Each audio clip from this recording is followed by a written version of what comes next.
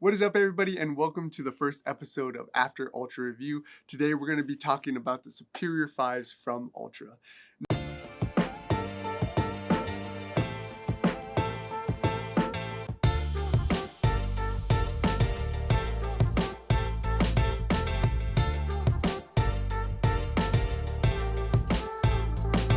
Now, in these reviews, these are going to be all items that I actually use during ultra marathon races or during ultra marathon length training runs.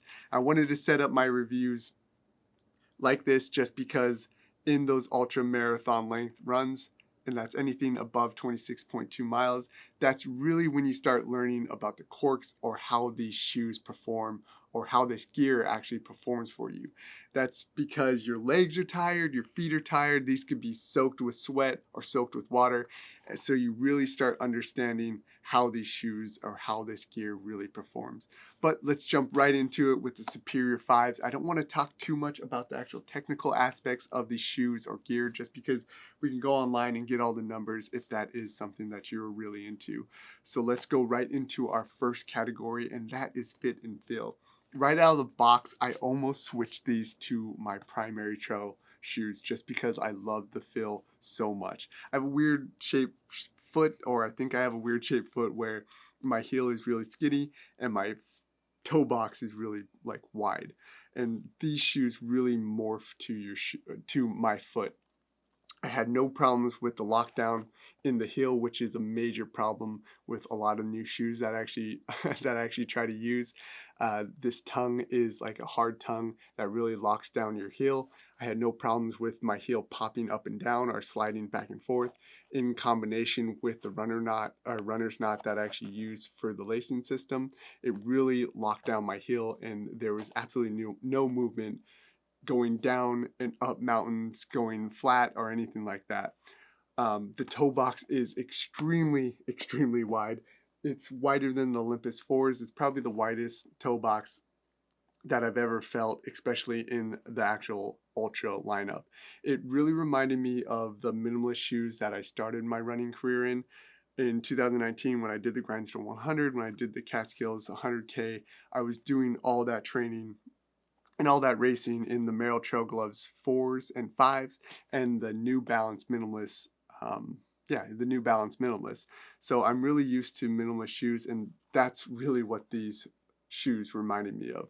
So going back into that fit and feel category, because of the low stack height, the stack height is coming in at 21 millimeters. Yeah, 21 millimeters, and then the weight is 251 grams.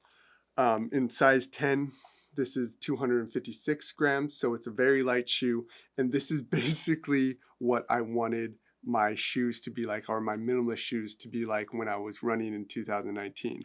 And that's really light, really flexible, but enough stack height to actually protect your feet from the rocks. So when I was running in those minimalist shoes, I had a lot of problems with rocks stabbing my foot and causing a lot more damage just because of the trail.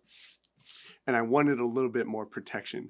And these shoes really protect your feet when you're on the trail. You have that good ground connection feel when you're running and all that flexibility, so you can respond to the roots, or you can respond to the rocks, have a lot less slipping or a lot less rolling of ankles just because you have that really good ground connection. But it is enough to actually protect your feet. These also come with an optional rock plate that you can slide in there. It may add a couple grams, but it's probably no problem. So if you want that extra protection, you can put in that rock plate. I don't use it just because this is enough foam or enough stack height to actually protect my feet, so I don't see really a use of it, and I do like the flexibility of the shoes on the trail, and just adding that rock plate might actually cut it down a little bit. But one thing that I did not like about the fit and feel of this shoe is the toe box. And I know I did just say that I absolutely love the feel of the toe box, but that's when it's dry. When this shoe gets wet, that's really when the problems and the corks come out and become very apparent. Probably around 12 to 14 hours into the 24-hour race that I ran, this shoe got completely drenched in water. There was a lot of groundwater, the rain was coming down, and I was sweating my ass off. So this top portion got completely drenched in water and sweat. And this material is kind of stretchy, and my foot started sliding back and forth.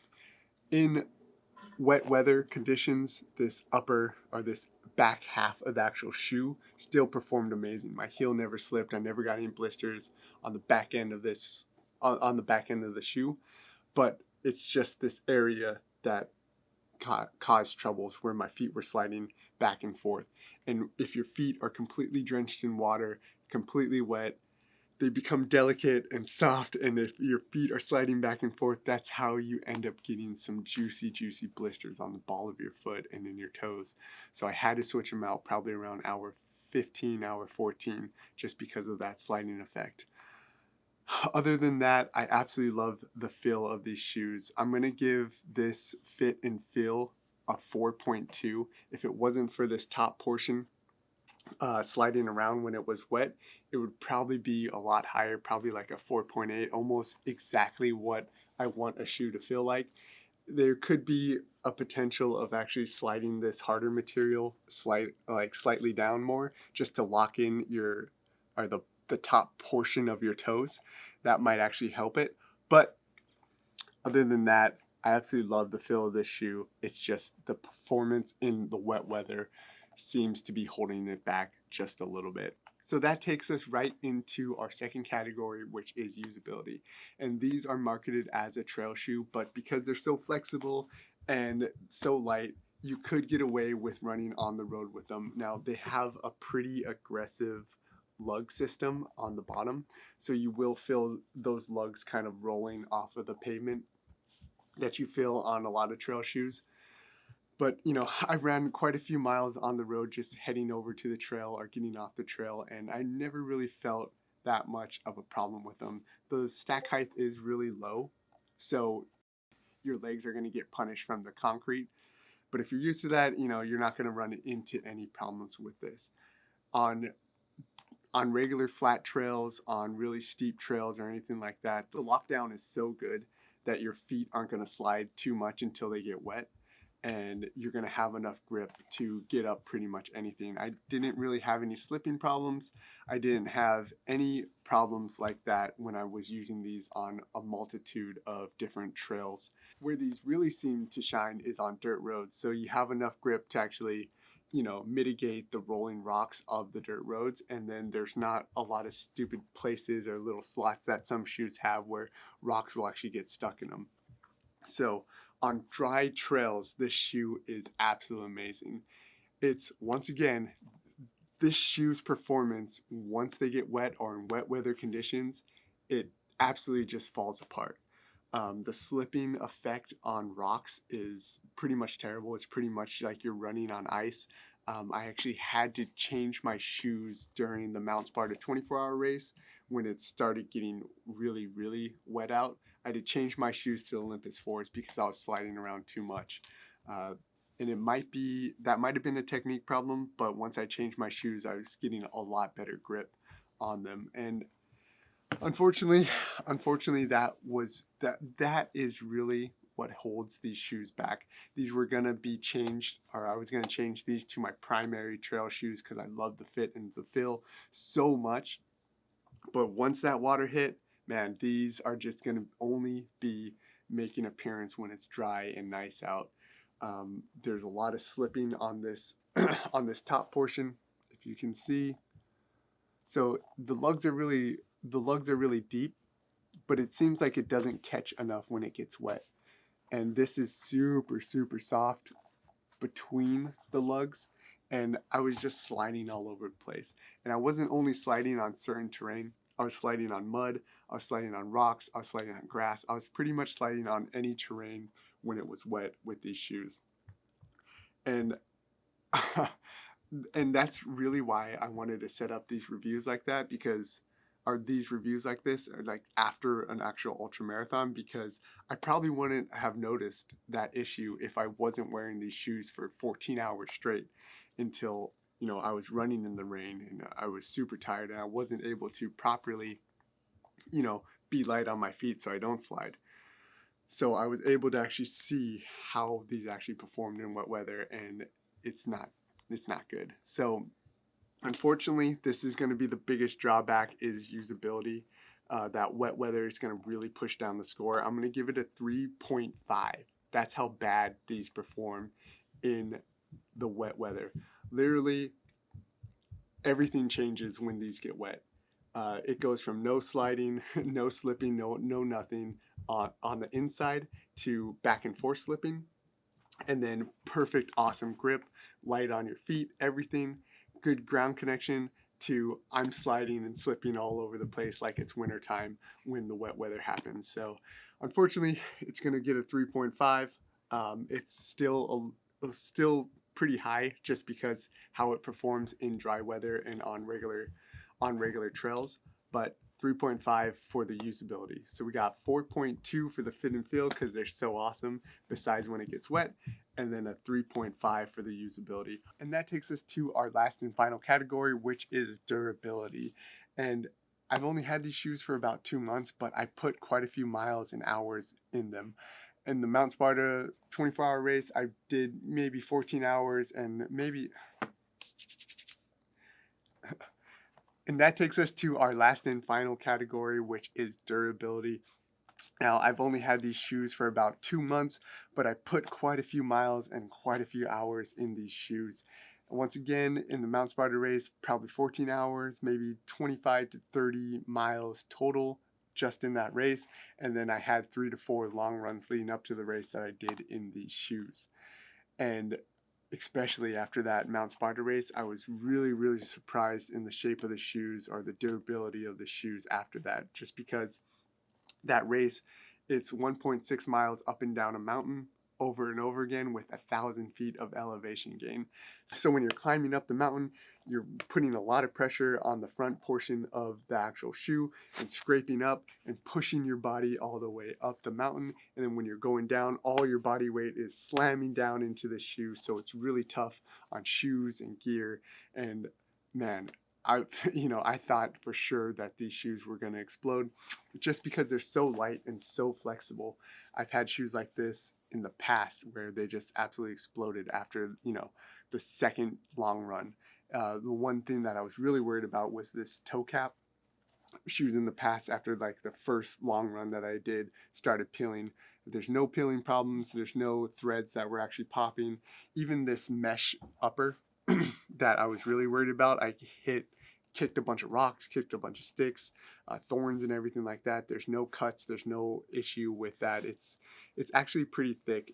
And it's really flexible. So I thought for sure there was going to be some cuts on that upper, but everything is looking good and looking almost new.